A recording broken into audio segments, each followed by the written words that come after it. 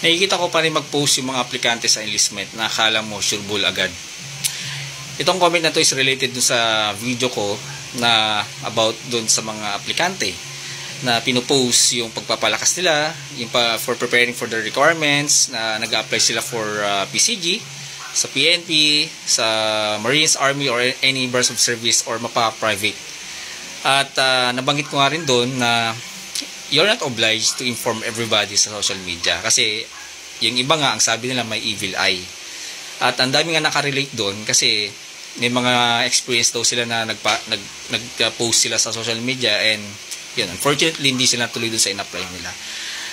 Again and again, boys and girls, listen up. Low-key lang muna tayo. Okay? Yun ang keyword doon. Low-key lang muna. Huwag niyo muna inform yung mga kaibigan niyo na nag-step up kayo sa kanila, 'di ba? Nag-apply kayo sa most places sa serbisyo. Huwag niyo muna silang masyadong inform. Ang dapat, as long as ang nakakaalam lang dapat diyan is yung mga magulang mo, 'di ba? Kapatid mo, yung girlfriend mo. Kasi itong ang sabi niya, hindi pa sure bull. Totoo naman 'yan kasi marami pa kayong magdadaanan.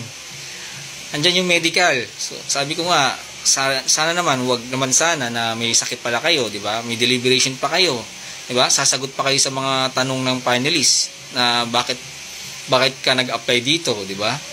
Oh. So, dapat maging ready ka sa mga ganun. At the same time, yun nga, wag muna silang inform, okay?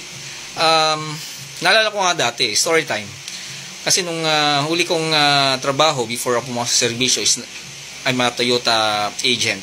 Kumbaga marketing professional sa Toyota. Yun ang position mo. Hindi nila alam na nag-a-apply ako. Nagbebenta ako. Yun. May mga customers, may mga kliyente pa rin ako. Nagbebenta pa rin ako. Nakakapag-release pa rin ako. But hindi nila alam na nag-a-apply na pala ako sa PCG. And na-notice na nila noon nung nagpakalbo na ako. At the same time, medyo nagpapaalam na ako na may lalakarin ako, even though may release na ako that time. Pinasuyo ko na lang sa kagrupo ko para at least maka-attend ako dun sa pag-apply ko. And until such time, nalaman nga nila na magre-resign na ako at magda-drafty na ako. Diba? Nalaman nila na nag-apply na pala ako sa PCG at drafty na ako nun. And the same time, nakapag-resign naman na ako ng maayos, nakapagpaalam ako. The same time, pinapag-usapan nila na ba't ako nag-resign kasi bata pa ako, ba't ka sasabak sa ganyan, bla bla bla. But drafty na ako nun eh. So na ako dun eh. Close-minded na ako talaga ako na magre-resign na talaga ako. So ganyan lang yun. Ganyan lang kasimple, boys and girls. Hindi nyo kailangan i-inform yung mga tao na sa paligid nyo. Kaya ang sabi nga nila may evil eye, di ba? So iwasan na lang siguro natin yung evil eye na yan, di ba? Tahimik lang muna tayo. Tsaka lang tayo mag-ingay na pag suot mo na yung uniforme mo. Or of course, hindi mo na kasi masasabi yan pag naka-uniforme ka na, disiplinado ka na yan.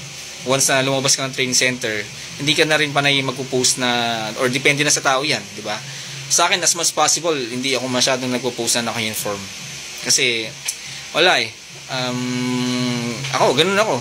Ewan ko na lang sa iba, di ba? So, yun, pag aplikante pa lang tayo ngayon, low-key lang muna tayo. Okay? Huwag muna na tayong i-expose. Huwag tayong magpa-expose muna. Magpa-expose na kayo pag gulatin nyo sila pag recognition na kayo or graduation na. At most especially, pag suot nyo ng uniform. Okay, boys and girls? Good luck!